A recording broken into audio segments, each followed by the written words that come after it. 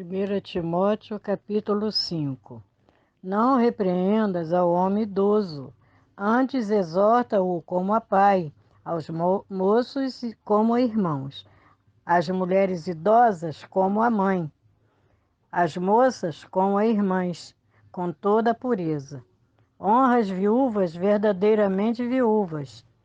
Mas se alguma viúva tem filho ou netos, que estes aprendam primeiro a exercer piedade para com a própria casa e a recompensar a seus progenitores, pois isto é aceitável diante de Deus. Aquela, porém, que é verdadeiramente viúva e não tem amparo, espera em Deus e persevera em súplicas e oração noite e dia. Entretanto, a que se entrega aos prazeres mesmo viva, está morta. Preserve, pois, essas coisas para que sejam irrepreensíveis.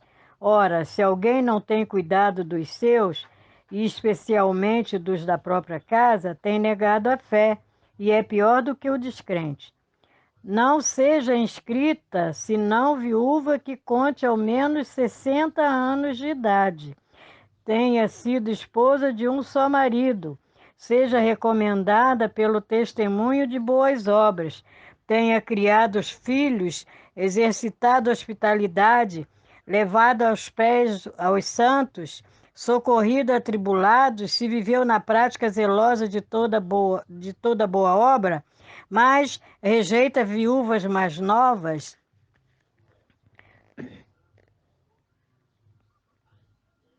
porque quando se tornam levianas contra Cristo, querem casar-se, tornando-se condenáveis por anularem o seu primeiro compromisso.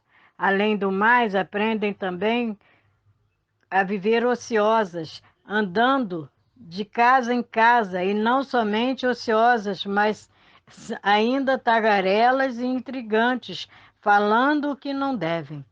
Quero, portanto, que as viúvas mais novas se casem, criem filhos, sejam boas donas de casa e não deem ao adversário ocasião favorável de maledicência, pois, com efeito, já algumas se desviaram seguindo a Satanás.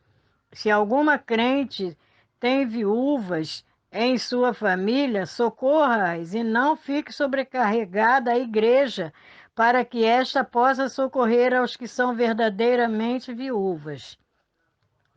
Devem ser considerados merecedores de dobrados honorários os presbíteros que presidem bem, com a especialidade os que se afadigaram na palavra e no ensino, pois a Escritura declara: não amordaceis o boi quando pisa o trigo, e ainda o trabalhador é digno do seu salário.